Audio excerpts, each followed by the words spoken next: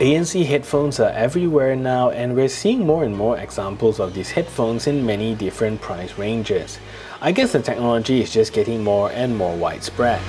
I got enough of every melody, they all sound the same. Yeah.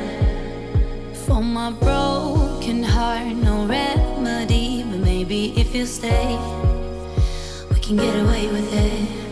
'Cause you make me love my imperfections, answer all my questions. Today we're taking a look at OneAudio's version of the ANC headphones and to see if these budget ANC headphones are worth your money. Welcome to a review of the OneAudio A30.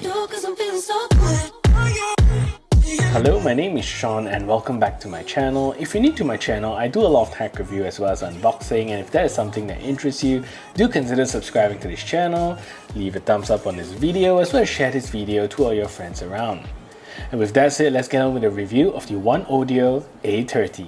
So these headphones are graciously sent over to me by OneAudio for review, and although these were sent out to me, I will still be providing my honest opinion so you know what you're getting into before buying these headphones. The A30 retails for about US$55, and that is about 200 Malaysia ringgit, and it falls right into the realm of budget ANC headphones. So if you're interested in getting these headphones, do check out some of my links in the description below, and it'll definitely help out the channel a lot.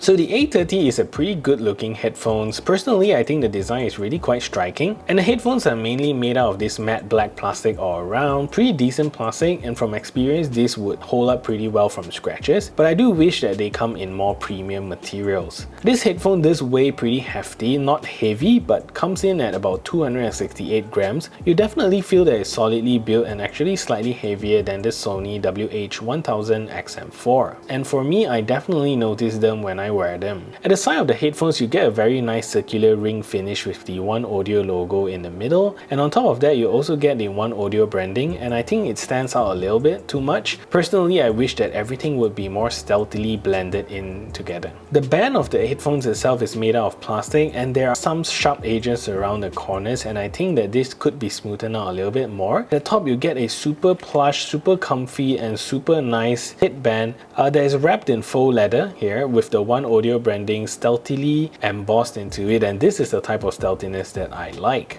Overall, the band extension is clicky but a little bit tight, but still pretty usable, and if I stretch the headband to simulate that I have big heads, they don't creak or crack, so which is pretty nice. The cups of the headphones are super comfy and it's made of this high quality memory foam material, so it's really plush and comfy on your ears. And inside you get the left and right indicators like you get in most headphones today. So one thing to note is that OneAudio actually builds in a detachable ear cup, so you can actually swap them out when you damage them, or eventually when this gets old. And for hygienic reasons, you should always be swapping out your ear cups after using it for a long time. So not many budget headphones actually come with this feature, so this is really good. So on the left ear cups itself, you get most of the controls. So at the top here, you get an LED indicator. And here you also get a volume up button, which also doubles as track skip backwards when you press and hold it. Then you also get the power on off switch here, which also acts as the play or pause button or to pick up phone calls. And you also get the volume down button, which also acts as track skip backwards when you press and hold it. And beside that, you also get a 3.5mm auxiliary port for you to use this when you run out of battery. So on the right ear cups is a lot simpler. You get a toggle for the ANC and an LED indicator that tells you that the ANC is on. And at the bottom of it, you also get a nice USB-C charging port to top up the headphones. So since you have a dedicated ANC switch, this means that you can use these headphones with ANC and not connect it to any device. And if you only use ANC, you get up to 50 hours of ANC use time. And if you connect it to a device and also enable ANC, you get about 20 hours of continuous playback time.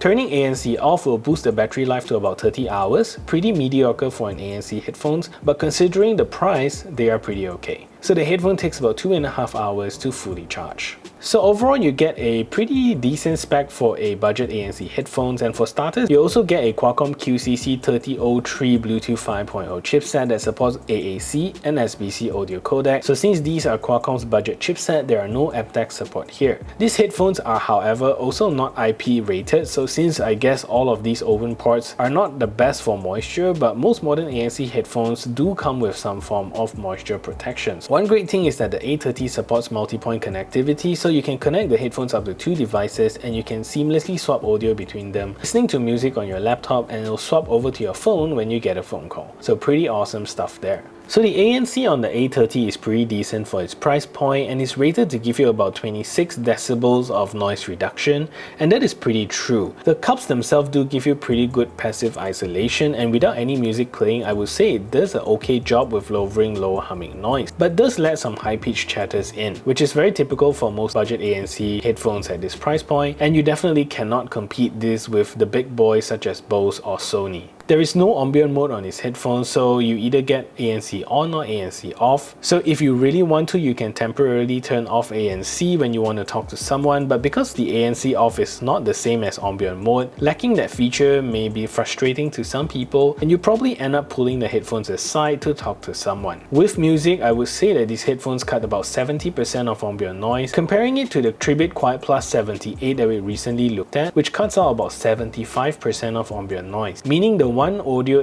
A30 is pretty standard across this range of ANC headphones. The sound quality of the A30 is okay. I would say that the Qualcomm chip coupled with the 40mm neodymium driver does produce a pretty good sound. I won't say that these are hi-fi audio, they are far from that, but if we're at this price point, we pretty much want something that sounds decent for apps like Spotify, YouTube, and the A30 does deliver. Bass on these are okay, but only shines after the 60% volume mark. At lower volumes, these are not as thumpy, but when you blast them, they sound great. Mids, highs, and vocals on his headphones sounds really good at all volumes, and I'm glad that the audio doesn't get jumbled up with other frequency, especially with more complex songs with many instruments. Soundstage wise, these headphones sound wide, and this is generally the benefit with larger driver headphones. You're not gonna get the open experience with open back headphones, but for a closed back, sound separation sounds really good. Watching movie on these is definitely immersive. So call quality on this is also very good for budget headphones and gives you good quality sound in quiet and noisy environments. Calls are really stable and do not break, and I think it still lets a little bit background noise through. But overall, I still get very good call quality. Anyway, let's take a listen to the call quality test of these headphones.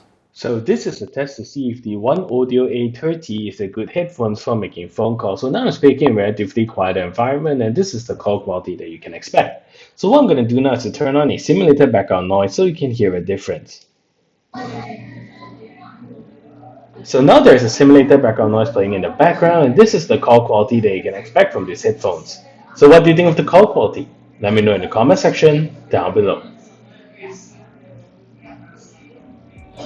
With this Bluetooth 5.0, watching videos on YouTube and Netflix is really enjoyable, and there's practically no delay. Playing games is actually surprisingly good, and you get a very minor lag. But for a budget Qualcomm chipset, these are pretty good.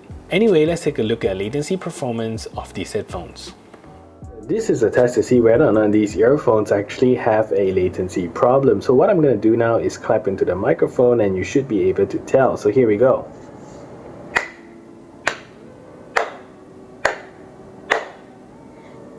And if you see the hands not synchronized with the sound, then you will know that these earphones actually have a latency problem.